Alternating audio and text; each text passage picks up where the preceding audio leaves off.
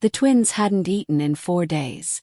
Alpha Theron stood in the doorway of their nursery, watching his children grow weaker by the hour, their small bodies trembling, their lips cracked and pale. Every doctor in the kingdom had examined them.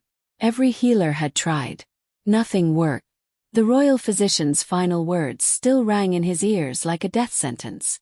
Your sons are rejecting life itself, Your Majesty. They're searching for something, someone. If this story grips your heart the way it's gripping mine, hit that subscribe button right now. I promise you won't regret it. And tell me the city you are watching from so that I can send you a hug. You're going to need it after this one. 4 days ago, everything had been different.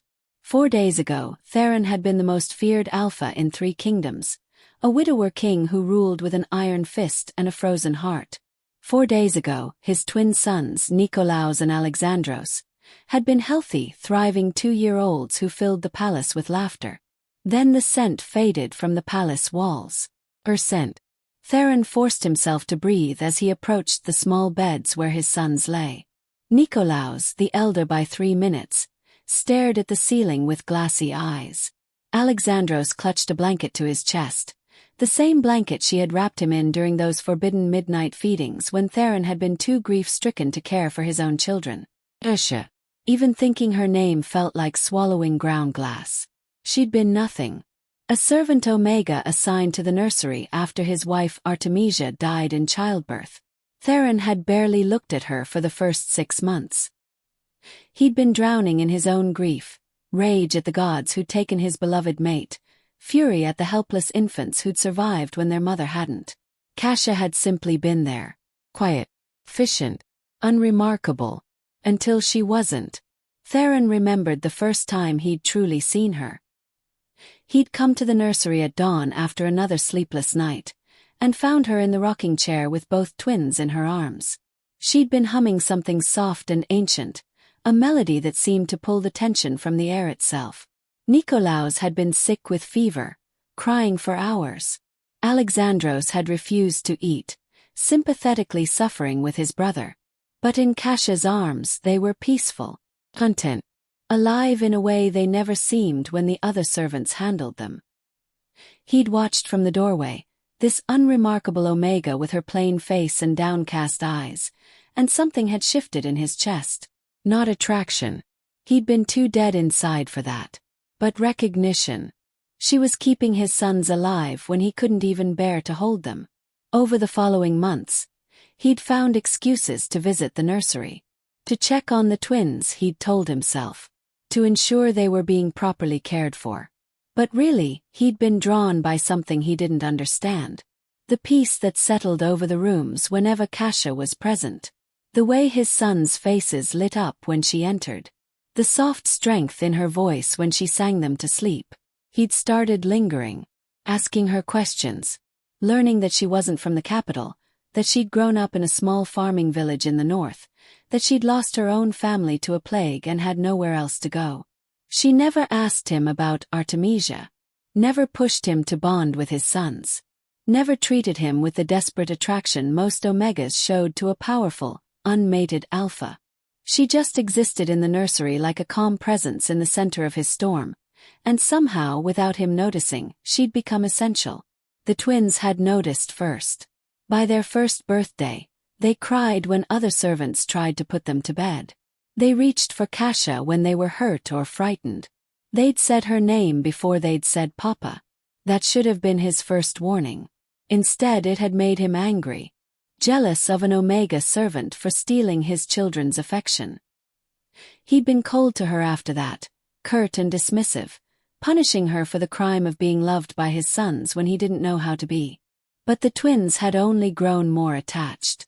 And slowly, against every wall he'd built around his heart, Theron had found himself softening too. He'd started joining them for bedtime routines. Kasia would read stories while he sat in the corner, pretending to review documents but actually listening to her voice. She brought characters to life, gave each one a distinct personality, made Nikolaos giggle and Alexandros gasp with suspense. One night she'd handed him the book. "Read to them, Your Majesty. They need your voice too." He'd refused at first. But she'd simply placed the book in his hands and stepped back, and his sons had looked at him with such hope that he'd found himself stumbling through the words. Kasia had smiled at him then. A real smile, not the careful servant's mask she usually wore. And something in his chest had cracked open. After that, everything changed. He'd started asking her to dine with them. Just in the nursery, he'd reasoned. Just so the twins could have family meals. But really, he'd craved her presence at his table, the gentle way she spoke, the surprising wit that emerged once she felt safe enough to show it. She'd told him about her childhood, about learning to heal with herbs from her grandmother, about the dreams she'd had before the plague took everything. He'd told her about Artemisia, about the arranged marriage that had grown into genuine love, about the guilt that consumed him for resenting the sons who'd cost him his mate. Kasia had listened without judgment. And then she'd said something that had shattered him. Your sons didn't kill your wife, Theron. The gods give life and take it as they will. But Artemisia gave you 2 pieces of herself to love. Hating them is hating her. He'd wept that night for the first time since the funeral. And Kasia had simply sat beside him, her hand on his shoulder, her scent wrapping around him like comfort. That was when he'd first noticed her scent. Honeysuckle and rain. Fresh bread and summer grass. Everything warm and safe and alive. How had he never noticed it before? After that night, he couldn't stop noticing. The way her scent grew stronger when the twins were happy. The way it shifted just slightly when he entered a room. The way it called to something primal in him that he'd thought died with Artemisia. He'd started to want her. Not just physically, though gods knew he did. But deeper. He wanted her laugh. Her thoughts. Her presence in his life beyond the nursery walls. The realization had terrified him. He was an alpha king. She was an omega servant. Even without the class difference, there was the matter of his dead wife, the political complications, the scandal it would cause. But worse than all of that was the simple, devastating truth. He was falling in love with her. And he'd sworn on Artemisia's grave that he'd never love again. So he'd done what any coward would do. He'd pushed Kasia away. He'd stopped coming to the nursery. Avoided her in the halls. Sent messages through other servants. When he had to see her, he was cruel, cold. He'd treated her like the nothing he'd once believed her to be. She'd endured it with quiet dignity. Never complained. Never pushed.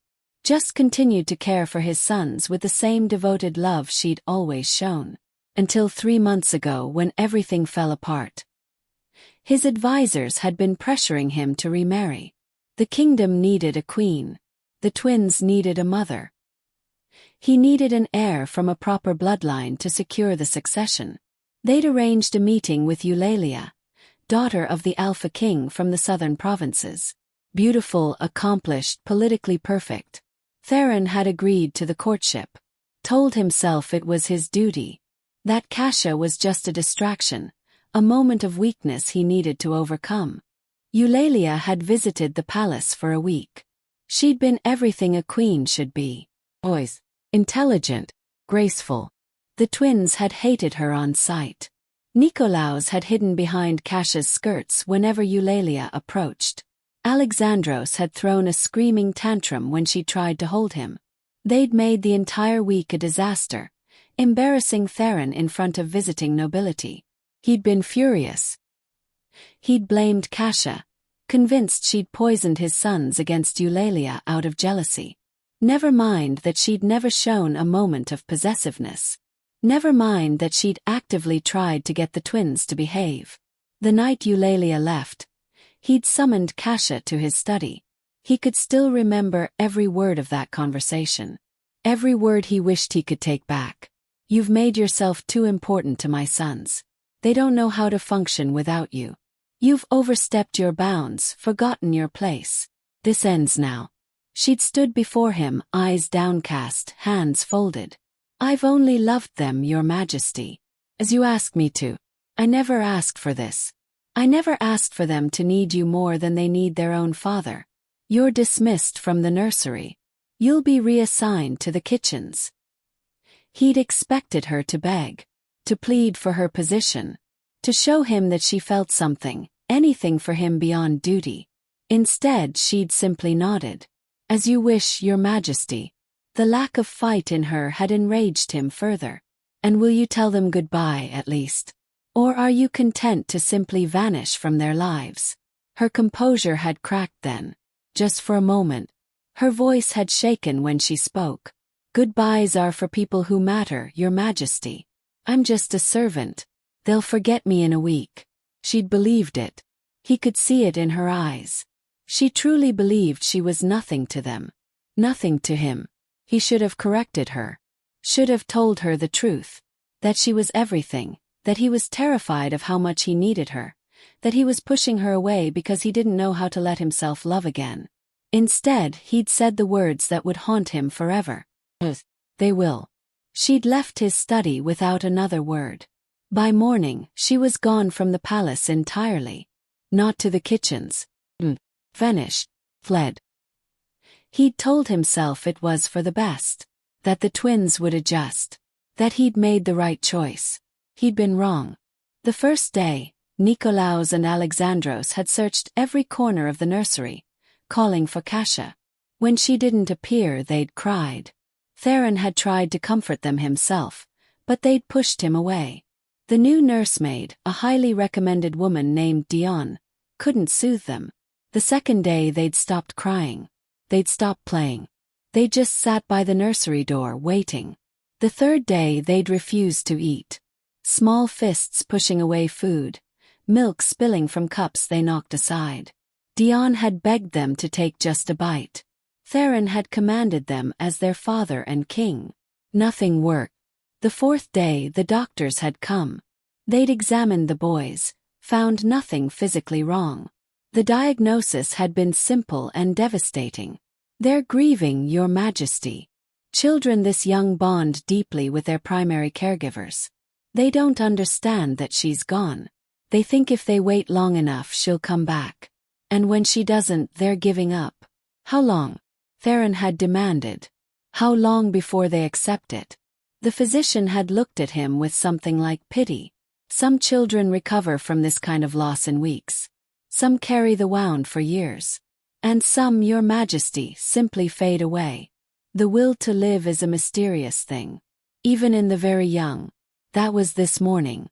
Now, standing in the nursery as evening light filtered through the windows, Theron watched his sons fade before his eyes and finally understood the magnitude of his mistake.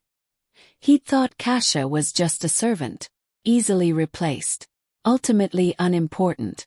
But to Nikolaos and Alexandros, she'd been everything. Mother, protector, the source of all comfort and love in their short lives.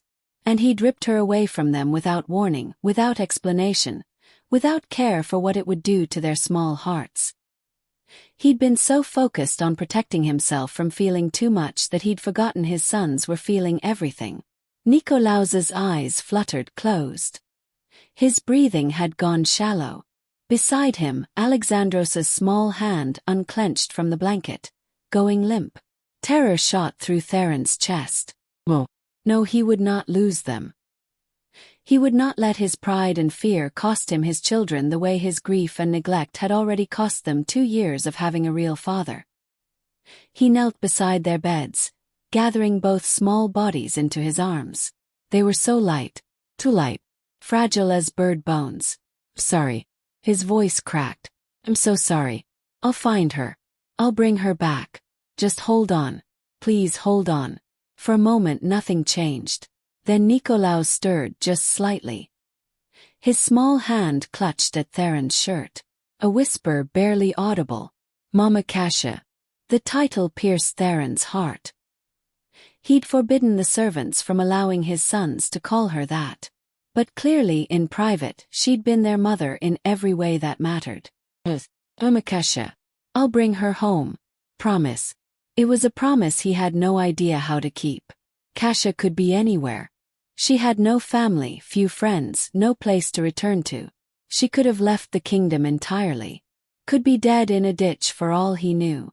But he would find her. He had to. He called for Lysander, his head of guard. The man appeared within minutes. his scarred face creasing with concern at the sight of the twins. Find her. Theron's voice was raw. Kasha, the Omega who was dismissed from the nursery. Find her and bring her back. Send every available man. Search every village, every town, every hovel in the kingdom. I don't care what it costs. Find her. Lysander bowed. And when we find her, Your Majesty, what message shall we give? Tell her the twins are dying. Tell her I'm begging. Tell her whatever you need to tell her, but bring her home.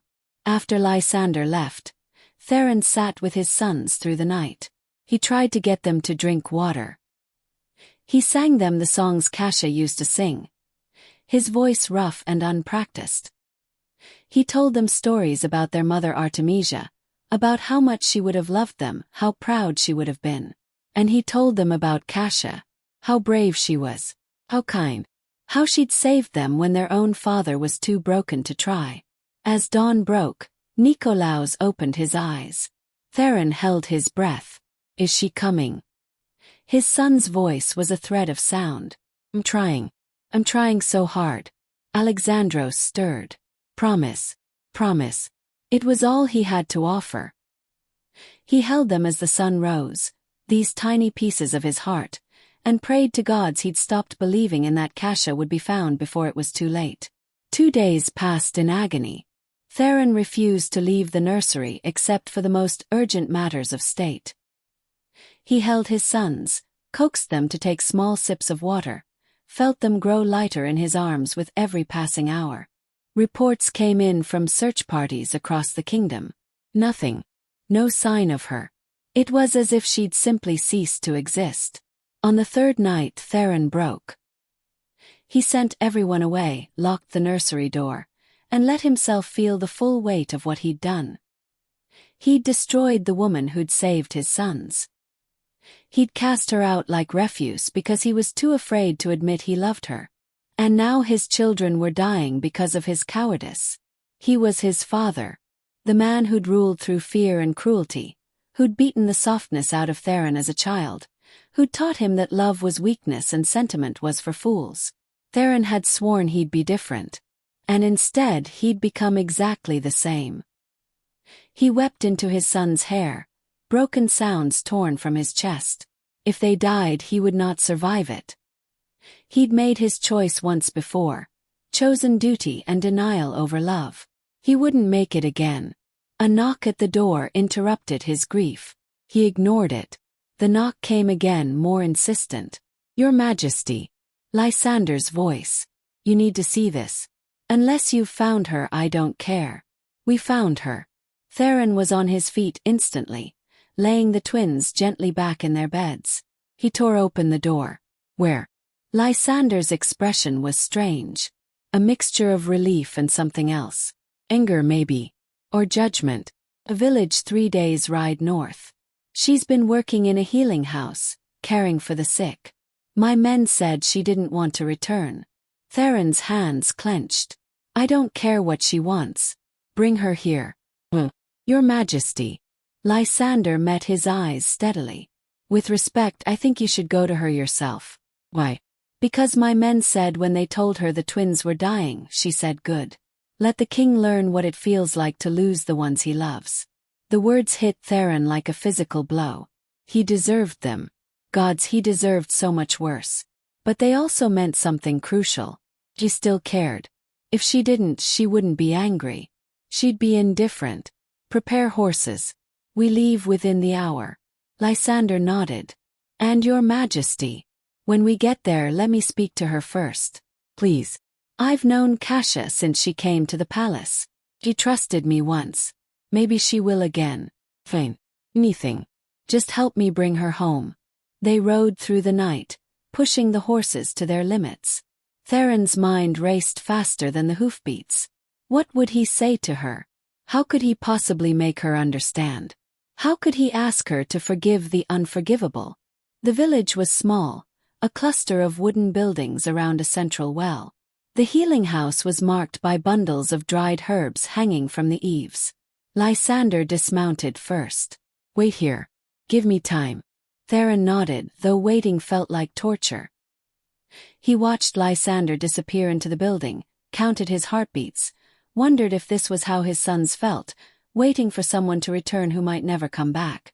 After what felt like hours but was probably minutes, Lysander emerged. "She'll see you. But Theron, be careful. She's not the same woman who left." "What do you mean?" "You hurt her badly. I've never seen someone so empty. Like you took all the light out of her and left just the shell." Guilt threatened to crush Theron's lungs. He forced himself to breathe, to move, to enter the healing house. It was dim inside, smelling of sage and chamomile. Kasia stood by a window, her back to him. She wore a simple gray dress, her hair bound in a practical braid. She looked thinner than he remembered. "Muller." When she spoke, her voice was flat. "Lysander says your sons are dying." The word landed like a knife between his ribs. But he forced himself to continue.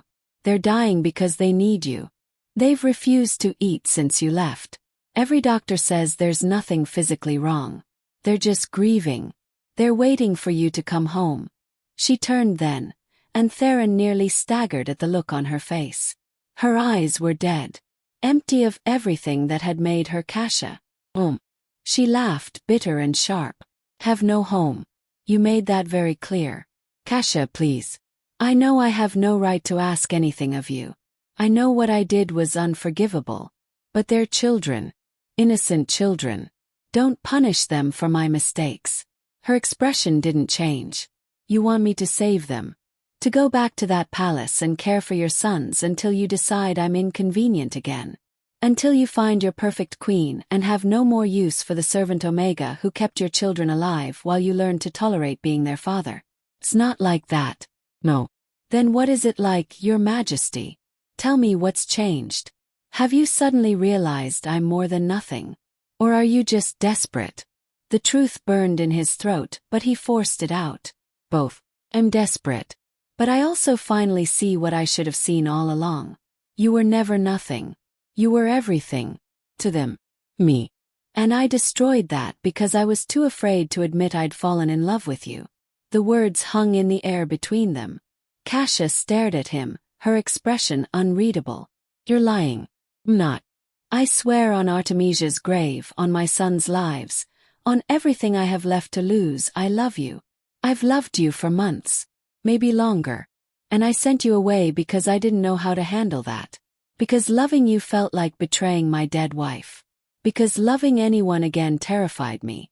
Her eyes glistened but no tears fell. "Love. You call what you did love. You humiliated me.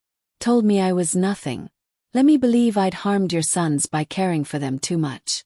And now you show up here and say you love me." "No." Theron's voice broke. "I know it doesn't make sense. I know I don't deserve your forgiveness. But please, Kasia, please come back. Not for me. For Nikolaos and Alexandros. They're babies. They don't understand why you left. They just know the person they love most in the world is gone, and they don't want to live in a world without you." Tears slid down Kasia's cheeks now. "Why should I believe anything you say?" "Because I'm here. Because I rode 3 days without stopping to beg you myself instead of sending my guards to drag you back. Because if you come back and my sons die anyway, I'll have nothing left. No kingdom is worth ruling without them.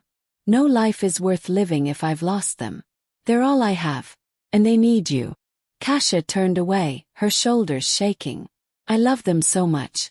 I loved them like they were mine. And you took them from me like I was nothing. Like everything we'd built together was nothing. It wasn't nothing. It was everything. I was just too broken to see it." Silence stretched between them. Theron wanted to cross the room, to take her in his arms, to beg until his voice gave out. But he forced himself to stay still, to let her decide. Finally she spoke. "If I come back, it's for them. Not for you. You don't get to claim you love me and expect that to fix everything you destroyed. No. And if they recover, if they're okay, I'm leaving again. I won't stay in that palace and watch you marry your perfect queen. I won't raise your children and then be dismissed again when I'm no longer convenient." Her words shredded him, but he nodded. "Whatever you want. Just please save them. That's all I'm asking." She wiped her eyes and turned to face him fully. Then let's go. Before it's too late. The ride back took 2 days. They barely stopped to rest the horses. Kasia rode in silence, her face carved from stone. Theron tried several times to speak to her, but she ignored him completely. Lysander rode close to Kasia, occasionally speaking to her in low tones. Whatever he said seemed to comfort her slightly. At least she acknowledged his presence. They reached the palace at dawn. Theron didn't wait for ceremony or protocol. He led Kasia straight to the nursery. Dion met them at the door, her face drawn with exhaustion and fear. Your Majesty, they've taken no water since yesterday. I don't think there's much time. Theron pushed open the door. Kasia stepped past him into the room, and he watched her face crumble at the sight of the twins. They were barely recognizable. Their cheeks were hollow, their skin gray, their breathing shallow and labored. They looked like small skeletons beneath the blankets. Kasia crossed the room in 3 strides. She gathered Nikolaos into her arms first, then Alexandros, holding both of them against her chest. Tears streamed down her face as she rocked them, humming that same ancient melody Theron had heard so many months ago. I'm here. I'm here, my darlings. Mama Kasia is here. I'm so sorry. I'm so sorry I left you. For a long moment nothing happened. The twins lay limp in her arms, barely breathing. Then Nikolaos stirred. His small nose twitched, and Theron realized what was happening. He was scenting her. Both boys were, their small bodies responding to the scent that meant safety, love, home. Kasia. Nikolaos's voice was barely a whisper. Yes, baby. I'm here. Alexandros's eyes fluttered open. You came back. Course I came back. I'll always come back for you. Nikolaos began to cry, weak sobbing sounds that broke everyone in the room. Alexandros joined him, and Kasia just held them, rocking and humming and letting them cry out all the fear and grief they'd been carrying. After a while she looked at Dion. Bring broth. Warm, not hot. And water with honey. Just small amounts. Dion hurried out. Kasia continued to hold the twins, murmuring to them in a voice too low for Theron to hear. He stood by the door, feeling useless and grateful and destroyed all at once. Over the next hour, Kasia coaxed tiny sips of honeyed water into the twins. Then small spoonfuls of broth. They took it from her without resistance, their eyes never leaving her face. By midday, they'd kept down an entire cup of broth each. Their color was returning. Their eyes were clearer. By evening, Nikolaos asked for bread. Alexandros wanted his favorite toy. They were going to live. Kasia tended them through the night, refusing to put them down even for a moment. Theron stayed too, sitting in the corner, watching her save his children for the second time. As dawn broke and the twins finally fell into peaceful sleep, Kasia carefully laid them in their beds. She tucked blankets around them, kissed their foreheads and then turned to leave. Theron stepped into her path. Wait, please. She looked at him with those empty eyes. They're safe now. Kept my promise. Let me leave before they wake up. You said you'd stay until they recovered. They're recovering. Another day or 2 and they'll be fine. Dion can manage from here. Kasia, please. We need to talk. No, we don't. You said everything that needed to be said when you sent me away the first time. I was wrong. About everything. Please just give me a chance to explain. She laughed, sharp and broken. Explain what? That you were afraid. That you didn't know how to handle your feelings. Those are reasons, Theron. Not excuses. You still chose to hurt me. You still chose to rip me away from the children I loved rather than face your own cowardice. You're right. Theron's voice was raw. You're absolutely right. I was a coward. I am a coward. But I'm trying to be better. I'm trying to be the man you and my sons deserve. It's too late for that. Why? Because I hurt you. Because I made mistakes. Kasia, I know I don't deserve forgiveness. But my sons deserve to have you in their lives. They need you. They needed me before. You decided that didn't matter. 'Cause I was broken. Because loving you felt impossible. Because every time I looked at you, I felt guilty for wanting you when Artemisia was barely cold in her grave. Kasha's expression softened, just slightly. I never asked you to love me. No. That's what made it worse. You just existed, perfect and kind and everything I needed, and I hated you for making me feel alive again. So you punished me for it. Punished your sons for loving me. Destroyed everything good because you couldn't handle your own guilt. Theron stepped closer. I did all of that. And I'll regret it for the rest of my life. But Kasha, my sons almost died. They would rather have starved than lived in a world without you. Doesn't that prove how much you mean to them? How essential you are? To them, maybe. Her voice hardened. But what about you? When I leave this time, will you explain to them why? Will you tell them you sent me away because loving a servant was beneath your dignity? Well, when you leave this time, I'll tell them I loved you and lost you because I was too stupid to fight for what mattered. I'll tell them I spent my life regretting the best thing that ever happened to me. And I'll make sure they never make the same mistake. Kasha turned away. You're cruel, you know that. Cruel to say these things now, when it's too late. It's not too late. Theron moved to stand in front of her, blocking her path to the door. It's not too late unless you've stopped loving me. And I don't think you have. I think you're still angry, still hurt, but underneath all that you still care. Otherwise you wouldn't have came for them. You came because part of you still hoped I wasn't as heartless as I seemed. Because part of you still believes we could have something real. Don't. She closed her eyes. Don't do this. Love you. He said it clearly, firmly, letting each word carry the weight of truth. I love you, Kasha. Not because you saved my sons. Not because I'm desperate or afraid or trying to manipulate you. I love you because you're brave and kind and stronger than anyone I've ever met. I love you because you made me want to be better. I love you because even now, after everything I've done, you came back. Tears slipped down her cheeks. That doesn't change anything. Changes everything. If you love me too, if there's even a chance you could forgive me, then we can build something real. Not hiding in the nursery. Not pretending you're just a servant. A real life together.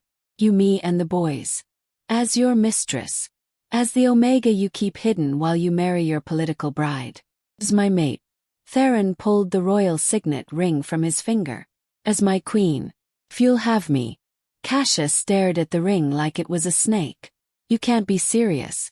I've never been more serious about anything in my life. Marry me. Not because it's convenient or because the twins need you. Marry me because I love you and I want to spend the rest of my life proving I'm worthy of you. The kingdom will never accept it. I'm nobody. I have no family, no status, no political value. The kingdom will accept what I tell them to accept. I'm the king. And I'm done letting politics and propriety dictate my life. I lost Artemisia to fate. I won't lose you to fear. Kasha shook her head, but she was wavering. He could see it. What about Eulalia? Your advisors. They've been planning this alliance for months. Then they can unplan it. I don't love Eulalia. I don't want Eulalia. I want you. This is insane. But it's the only thing that makes sense. Kasha, my sons almost died because I sent you away. Doesn't that tell you something? Doesn't that prove that we're meant to be a family? She looked at the ring in his hand, then at his face, searching for lies or manipulation. He let her look, let her see everything he felt. Finally she spoke. If I say yes, and you ever dismiss me again, ever make me feel like nothing, I will leave and I won't come back. Not for you. Not for them. Not for anyone. I swear on my life, I will never give you reason to leave. I will spend every day showing you that you're valued, respected, loved. And the twins. If we do this, they're mine too. Not just to care for when convenient. Mine to raise, to love, to make decisions for. I won't be a nursemaid in my own home. They're already yours. They proved that. And I'll make sure everyone in the kingdom knows it. Kasha took a shaking breath. And yes, I'll marry you. Not because I've forgiven you completely. But because I love those boys more than anything. And I love you despite every reason not to. And because maybe, if we're very lucky, we can build something better from all this brokenness. Theron slipped the ring onto her finger. It was too large, but it didn't matter. He pulled her into his arms and she let him, her body finally relaxing against his. I'll make you happy. I swear it. Just don't make me regret this. They stood together in the quiet nursery, holding each other as the sun rose higher. Behind them, the twins slept peacefully, their breathing deep and even. After a while, Nikolaus stirred. He opened his eyes, saw Theron and Kasia standing together and smiled. Mama Kasia stayed. Yes, little one. Kasia moved to his bedside, Theron following. Stayed. And I'm never leaving again. Promise. Promise. Alexandros woke then, reaching for both of them. Kasia scooped him up, and Theron lifted Nikolaus, and they stood together as a family for the first time. There would be challenges ahead. Political objections to overcome. Gossip to endure. The complicated work of healing from the wounds Theron had inflicted. But standing there with his sons and the woman he loved, Theron felt something he hadn't felt in years. Oh. The kingdom learned to accept their new queen. Some genuinely, some grudgingly, but all eventually. Because Kasia was impossible not to love. She was kind to servants, fair to nobles, and devoted to the people. More importantly, she was exactly what Nikolaus and Alexandros needed. They grew strong and healthy under her care, calling her mama without hesitation, clinging to her with the secure attachment of children who knew they were loved. Theron kept every promise he'd made. He consulted Kasia on matters of state. He deferred to her judgment about the twins. He told her he loved her every single day, and showed her through actions as well as words. Slowly, the wariness in her eyes faded. The walls she'd built around her heart came down. She laughed more, smiled freely, let herself be loved. A year after their wedding, she told him she was pregnant. Theron wept with joy, holding her close, thanking the gods for giving him another chance at everything he'd almost destroyed. Their daughter was born in spring. They named her Artemisia, honoring the wife Theron had lost, with Kasia's blessing. Because Kasia understood that love wasn't a finite resource. That honoring the past didn't diminish the present. Nikolaus and Alexandros adored their baby sister. They were gentle with her, protective, already showing signs of becoming the kind of men who valued and respected women. Years passed in the palace, and with each season, the family grew stronger.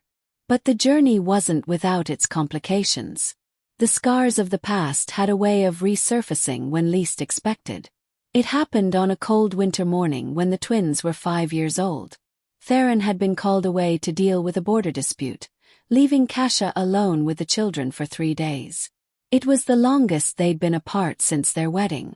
On the 3rd day, Nikolaus began having nightmares. He woke screaming, crying for his mama, inconsolable even in Kasia's arms. Alexandros started refusing meals again, that old fear creeping back into his eyes. When Theron returned, he found Kasia in the nursery, exhausted and frightened, both boys clinging to her desperately. What happened? He dropped his travel cloak and crossed to them immediately. Kasia's voice was strained. They thought I'd left again. When you didn't come back when you said you would, they started thinking maybe I was gone too. That everyone leaves eventually. The guilt hit Theron like a physical blow. The trauma of that separation 2 years ago hadn't disappeared. It had just been buried, waiting for the right trigger to resurface. He knelt before his sons. I'm sorry I was late. The negotiations took longer than expected. But I came back. I will always come back. And Mama Kasia will always be here. She's not going anywhere. Nikolaus looked at him with tear-stained cheeks. Promise. Promise. Do you know why? Why? Because she's not just someone who takes care of you. She's your mother. She's my wife. She's family. And family doesn't leave. But you sent her away before. Alexandros's words were quiet but devastating. Before she came back. You made her go. The room fell silent. Kasia's hand found Theron's shoulder, squeezing gently. They'd known this conversation would come eventually. The boys were getting old enough to remember, to question, to understand that their family hadn't always been this way. Theron took a deep breath. You're right. I did. And it was the worst mistake I ever made. Do you want to know why I did it? Both boys nodded, their faces solemn. 'Cause I was scared. Your mama died when you were born, and I was so sad and so angry that I forgot how to love anyone. Then Kasha came and she helped me remember. She loved you so much and she helped me learn to love you too. But that scared me. Because I thought if I loved people I might lose them again like I lost your mama. So I sent Kasha away, thinking that would keep my heart safe. That's stupid. Nikolaus's blunt assessment made Kasha stifle a laugh. You're absolutely right. It was very stupid. And you both almost died because of my stupidity. That's when I realized that being scared of losing people isn't a good reason to push them away. Because pushing them away hurts just as much as losing them. Maybe more. Alexandros climbed into Theron's lap. But you fixed it. I tried to fix it. But some things, once you break them, they're never quite the same. Kasha forgave me, but I know I hurt her badly. And I hurt you both too, even though you were too young to understand. Kasha spoke then, her voice gentle. Your papa made a mistake. Big one. But he's spent every day since then trying to be better. And that's what matters. Not that we never make mistakes, but that we learn from them and work to do better. Do you still get scared? Nikolaus asked his father. Sometimes. But now when I get scared, I talk to Mama Kasha about it instead of making bad decisions. And I talk to your papa when I'm scared too. Kasha smiled at Theron. That's what people who love each other do. They share the scary things so nobody has to carry them alone. The conversation seemed to help. The boys relaxed, ate dinner, played with their baby sister Artemisia. But that night, after they'd gone to sleep, Theron found Kasha standing by the window of their chambers, staring out at the snow-covered gardens. He wrapped his arms around her from behind. What are you thinking? She leaned back against him. That trauma doesn't just disappear because we want it to. Those boys are going to carry some fear of abandonment for a long time. Maybe forever. No. The guilt in his voice was palpable. I did that to them. We both did. I left too, remember? I let my hurt and anger make me say terrible things. I told Lysander to tell you I was glad they were suffering. You were hurting. So were you. But we both made choices that hurt our children. She turned to face him. The question is, what do we do about it now? We keep showing up. We keep being consistent. We prove day after day that we're not going anywhere. And we forgive ourselves too. Kasha cupped his face. You carry so much guilt, Theron. I can see it in your eyes every time something reminds you of that time. But you're a good father now. You're a good husband. You can't undo the past, but you've more than made up for it. Have I? Sometimes I wonder if I'll ever do enough to balance the scales. There are no scales. That's not how love works. You don't earn forgiveness through some cosmic point system. You just keep loving, keep trying, keep being present. That's all anyone can do. He kissed her forehead. How did I get so lucky? You didn't. You made a choice. To fight for this. To fight for us. Luck had nothing to do with it. They stood together in the quiet of their chamber, holding each other, drawing strength from their shared warmth. Outside, snow continued to fall, blanketing the kingdom in white. The next morning brought unexpected visitors. A delegation from the southern provinces, led by Eulalia herself. The woman Theron had almost married, the alliance he'd broken for love. Kasha received the news with outward calm, but Theron saw the tension in her shoulders. He took her hand as they walked to the throne room. You have nothing to worry about. I'm not worried. I'm just curious why she's here. Probably to negotiate trade agreements. Her father mentioned something about it in his last letter. And it has nothing to do with the fact that you were supposed to marry her. Usha. He stopped, turning her to face him. That was never real. It was a political arrangement I agreed to when I was too numb to care who I married. You're the only woman I've ever chosen. The only one I've ever really loved besides Artemisia. He softened. No. Sorry. Old insecurities. You're allowed to have them. Just talk to me about them instead of letting them fester. When they entered the throne room, Eulalia was waiting. She was as beautiful as Theron remembered, poised and elegant in traveling clothes that somehow looked regal. She bowed respectfully. "Your Majesty, Your Highness." She addressed Kasha with genuine warmth. "Congratulations on your marriage. I hear the kingdom has flourished under your joint rule." "Thank you." Kasha's voice was carefully neutral. "Welcome to our home. To what do we owe the pleasure?" "Trade negotiations, primarily." Eulalia smiled. "But I confess, I also wanted to see for myself the woman who captured the heart I could not." The honesty was disarming. Kasha blinked, clearly not expecting such directness. Eulalia continued. "When I heard King Theron had broken our arrangement to marry an Omega servant, I was furious.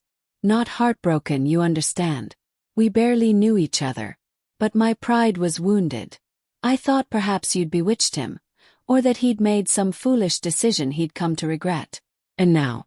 Theron asked, curious despite himself. "Now I've spent the morning touring your city. I've seen how your people speak of their queen, with genuine affection and respect. I've heard the stories about how she tends to the sick personally, how she's reformed the servant quarters, how she's implemented programs to feed hungry children." He paused. "And I watched your sons cling to her when she passed through the courtyard, saw the way they look at her with absolute devotion. That's not bewitchment. That's earned love." Kasha's expression softened. "Thank you. That's generous of you to say. It's simply the truth." Eulalia's smile turned dry. "And between us, I think you did me a favor. I've since married a man I actually love.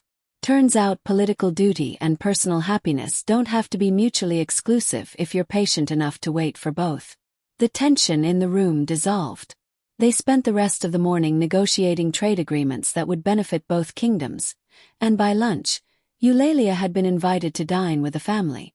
The twins were suspicious of her at first, protective of their mother. But Eulalia won them over by treating Kasha with obvious respect and admiration. She asked Kasha's opinion on everything, deferred to her knowledge, made it clear through every word and gesture that she recognized Kasha as Theron's equal. As the visit concluded and Eulalia prepared to depart, she pulled Kasha aside. "May I give you some advice? From one queen to another. Course. Don't let anyone make you feel less than you are because of where you came from. Your value isn't in your bloodline. It's in your character. And from what I've seen, you have more character than most nobles I've met." "Thank you. That means more than you know." Also, she glanced at Theron across the room, speaking with her guards. "Hold on to him. A man who would defy his entire kingdom for love. Who would humble himself to beg for forgiveness. That's rare. Treasure it. Do. Every day." After Eulalia left, Theron found Kasha in their chambers. She was standing by the window again, her favorite spot for thinking. "You handled that beautifully." She was gracious. "Made it easy." "Well." He wrapped his arms around her. "I'm proud of you. You're everything a queen should be. I'm still getting used to it, you know. Being called Your Highness. Having people bow. Sometimes I still expect someone to tell me to go scrub the floors." "Never." He kissed her neck. "You were born for this, even if you didn't know it." She turned in his arms. "Do you ever regret it? Choosing me over someone like Eulalia? Someone who was trained for this role?" "Never. Not for a single moment. Even when I make mistakes. When I don't know the proper protocol or offend someone accidentally. Especially then. Because you learn. You grow. And you do it all while staying true to yourself. Eulalia would have been a perfectly adequate queen. But you're extraordinary. Sweet talker. Truth teller." She kissed him, soft and deep, and he marveled again at how close he'd come to losing this. How his fear and pride had nearly destroyed the best thing in his life. The years continued to pass. Little Artemisia grew into a bright, curious child who adored her older brothers. The twins became inseparable, protective of their sister and devoted to their mother. But when Nikolaos and Alexandros turned 7, a new challenge emerged. They were old enough now for formal education, and the tutors the council recommended all came from noble families who looked down on Kasha's common origins. The first tutor lasted 3 days before Nikolaus punched him for making a disparaging comment about Omega servants. The second quit after a week, claiming the boys were unteachable. The third tried to drive a wedge between the twins and their mother, suggesting they should be ashamed of her low-born status. That one, Theron dismissed personally, and quite forcefully. We need to find someone different. Kasha paced the study, frustrated. Someone who won't try to undo everything we've taught them about respect and equality. There's a scholar in the eastern provinces. Theron pulled out a letter. Philippos. He's brilliant, unconventional, and according to his references, he believes in educating the whole person, not just drilling facts into their heads. What's unconventional about him? He's an Omega. From a farming family. Self-taught mostly, until a traveling scholar recognized his potential and sponsored his education. Kasha stopped pacing. You want to hire an Omega tutor for the crown princes? Why not? They need to see that Omegas can be scholars, leaders, anything they want to be.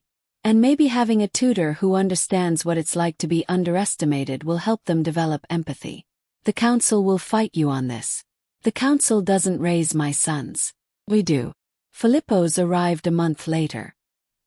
He was young, barely 30, with kind eyes and a gentle manner that put the twins at ease immediately. More importantly, he treated their questions with respect, encouraged their curiosity, and never made them feel stupid for not knowing something. Under his guidance, Nikolaus and Alexandros flourished. They learned history and mathematics, philosophy and science. But more than that, they learned to think critically, to question assumptions, to seek truth rather than simply accepting what they were told. One evening, several months after Philippos's arrival, Nikolaus asked a question at dinner that made both Theron and Kasha freeze. Papa, why do some people think Omegas are less important than Alphas? The question hung in the air. Little Artemisia, now 4, looked up from her food with curious eyes. Alexandros watched his father intently, waiting for the answer. Theron chose his words carefully. That's a complicated question. The simple answer is that many years ago, when our ancestors were more primitive, Alphas were usually physically stronger. They could fight and hunt more easily. So they became leaders and warriors, and over time people started believing that physical strength was the same as worth as a person. But that's not true. Nikolaus frowned. Mama Kasha is the smartest person I know, and she's an Omega. And Philippos knows more than anyone. And they're both important. You're absolutely right. Theron smiled. Physical strength has nothing to do with intelligence or kindness, or any of the things that actually make someone valuable. But old beliefs are hard to change. Some people still think the way things were is the way things should always be. Kasha spoke then, her voice gentle. There are Alphas who will never respect me because of what I am. Who will always see me as lesser, no matter what I accomplish. And that used to hurt me very much. Does it still hurt? Alexandros asked. Sometimes. But I've learned that their opinion doesn't define my worth. I know who I am. I know what I'm capable of. And I have people who love and respect me exactly as I am. She looked at Theron. That's enough. We're going to change things. Nikolaus's voice was fierce. When we're kings, we're going to make laws that say everyone is equal, no matter what they are. That's a noble goal. But remember, laws can only do so much. Real change happens in hearts and minds. You change the world by treating everyone with respect, by standing up for people who are being treated unfairly, by showing through your actions what you believe. The conversation stayed with Theron long after the children went to bed. He found Kasha in their chambers, brushing her hair by candlelight. They're going to be good men. She smiled. They already are. You've done well with them. We've done well. He sat beside her. You know they're right though. About changing things. Maybe it's time we pushed harder for reforms. Better protections for Omegas. Laws against discrimination. The council will resist. The council resists everything. But we're not doing this for them. We're doing it for our children. So they grow up in a world that's better than the one we inherited. Over the next year, they worked together to draft and pass legislation that revolutionized the kingdom. Laws protecting omegas from forced bonding. Regulations ensuring equal pay for equal work. Educational opportunities for children of all social classes. The resistance was fierce. Nobles complained that they were destroying tradition. Conservative factions warned of social chaos. Several council members threatened to resign. Theron stood firm.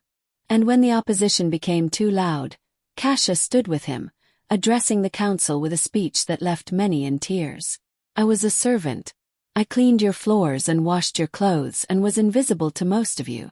When I became queen, some of you were outraged. You felt the natural order had been disrupted. That someone like me could never truly belong in a position of power. She paused, letting her gaze sweep the room. But I have proven myself. Not because I'm exceptional, but because I'm exactly as capable as anyone else when given the opportunity. How many others like me are out there? How many brilliant minds, kind hearts, strong leaders are we wasting because we've decided their biology determines their worth?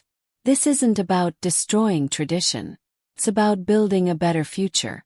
One where our children are judged by their character and capabilities, not by circumstances of birth they cannot control. One where talent and compassion matter more than bloodlines and hierarchies. She looked at Theron, then back at the council. My husband could have married nobility. He could have chosen the safe, traditional path. Instead, he chose love. He chose to see me as a person worthy of respect and partnership. And in doing so, he's become a better king. I've made him better. Not because I'm special, but because love makes us all better. That's what these reforms are about. Not politics or power. Just basic human dignity. The recognition that every person in this kingdom deserves the chance to reach their full potential. Are you really going to stand in the way of that? The reforms passed. Not unanimously, but by enough of a margin to matter. And slowly, gradually, the kingdom began to change. But change brought new challenges. As the twins approached their 10th birthday, threats began to emerge. Conservative factions who opposed the reforms. Extremists who saw Cassia as a corruption of royal blood. Assassination plots that had to be thwarted by loyal guards. One night, an attempt was made on Cassia's life. She survived only because Lysander had been suspicious of a new servant and had investigated, discovering the poison before it could be administered. Theron was livid. He wanted to execute everyone even remotely connected to the plot. But Cassia stopped him. That's not who we are. If we respond to violence with violence, we become what they think we are. Tyrants forcing change through fear. They tried to kill you. And they failed. 'Cause we have good people around us. People who believe in what we're doing. She took his hands. We can't let fear make us cruel. That's how we lose ourselves. So what do? We exile the conspirators. We increase security. And we keep moving forward. Because the moment we stop, the moment we let them intimidate us into silence, they win. It wasn't easy. Theron struggled with the decision, fought his instincts to retaliate with overwhelming force. But in the end, he trusted Cassia's judgment. The conspirators were exiled. Security was doubled. And life continued. The twins noticed the increased guards, asked questions, understood more than their parents wanted them to. It led to another difficult conversation about the cost of doing what's right, about how change always faces resistance, about courage in the face of fear. But through it all, the family remained strong, united. Theron and Cassia presented a unified front to the kingdom, modeled the kind of partnership they wanted their children to emulate. And slowly the kingdom transformed. Not completely, not perfectly, but measurably. Omegas began attending universities. Women entered professions previously closed to them. Children from poor families found opportunities that hadn't existed before. It would take generations to fully realize the vision Theron and Cassia had for their kingdom. But they'd planted the seeds. And their children would continue the work. On Nikolaos and Alexandros' 10th birthday, Theron gave them each a gift. Not toys or weapons but journals. Write in these every day. Your thoughts, your dreams, your observations about the world. When you're old enough to rule, you'll read them and remember who you were, what you believed, why you made the choices you made. Don't let power make you forget.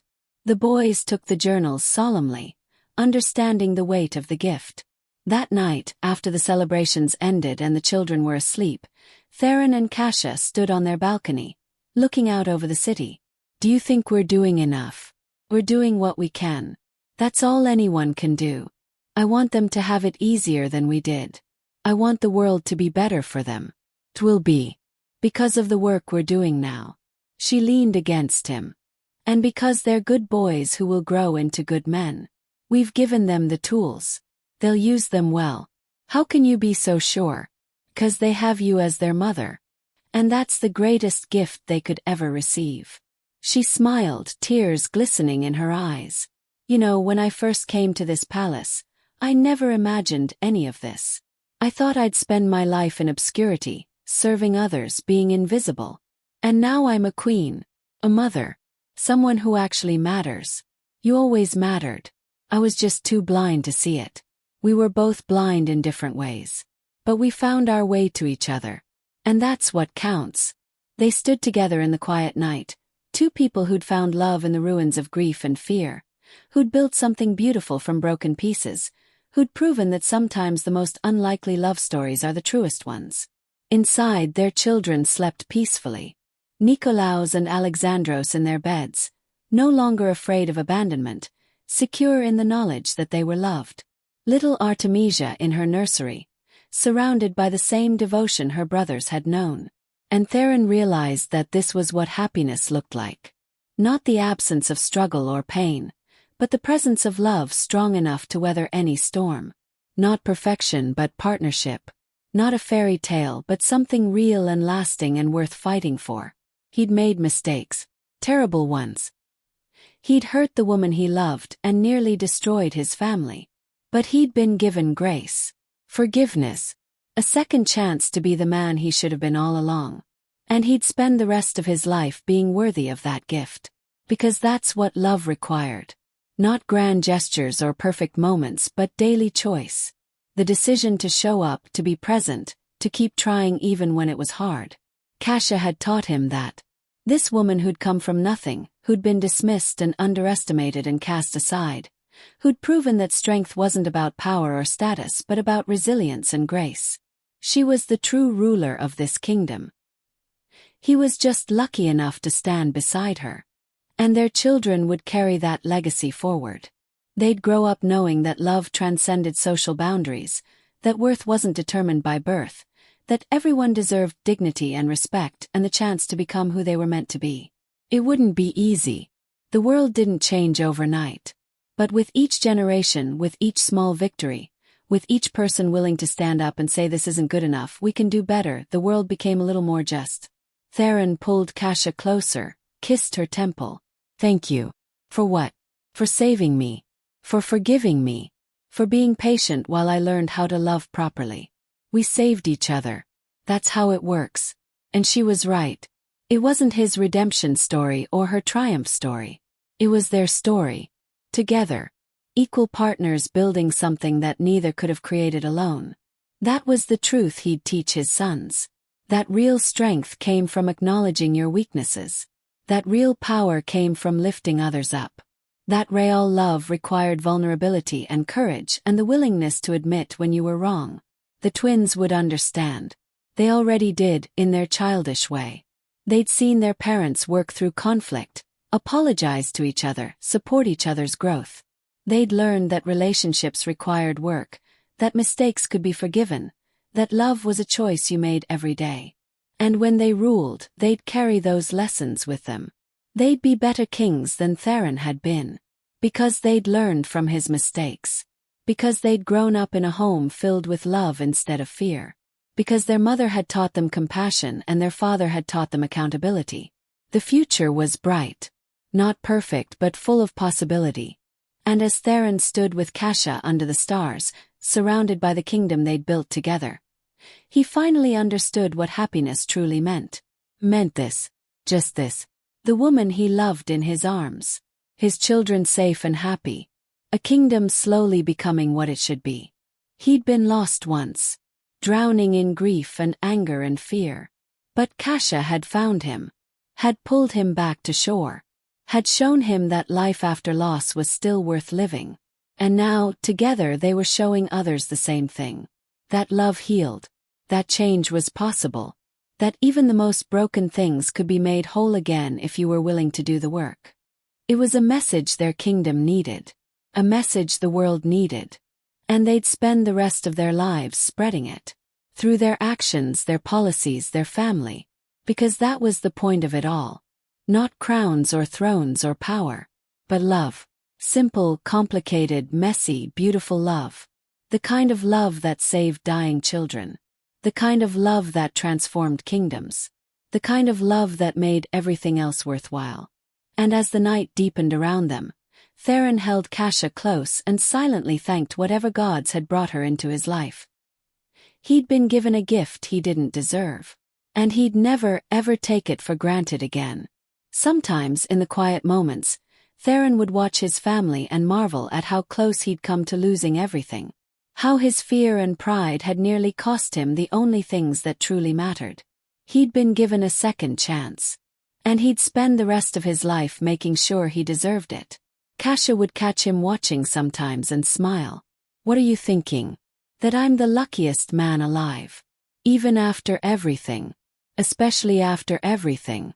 'Cause I know what I have now. I know what I almost lost. And I'll never take it for granted again." She'd kiss him then, soft and sweet, and he'd remember that love wasn't about perfection. It was about choosing each other again and again through mistakes and healing and growth. The twins thrived. Kasha bloomed. The kingdom prospered. And Theron finally understood what it meant to be not just a king, but a man worthy of the love he'd been given. He'd learned his lesson the hardest way possible. But he'd learned it. And he'd spend forever being grateful for the woman who'd saved his sons, his kingdom, and his broken heart. Because in the end, that's what love was. Not the easy fairy tale, but the hard work of becoming better. Of choosing each other when it would be easier to walk away. Of building something real from the ashes of what had been destroyed. And Theron had never been more grateful for anything in his life. There you have it. If this story touched your heart, hit that like button and share it with someone who needs to hear it today. And don't forget to tell me the city you're watching from so I can send you a hug. Because after a story like this, we all need one. Subscribe for more stories that will make you feel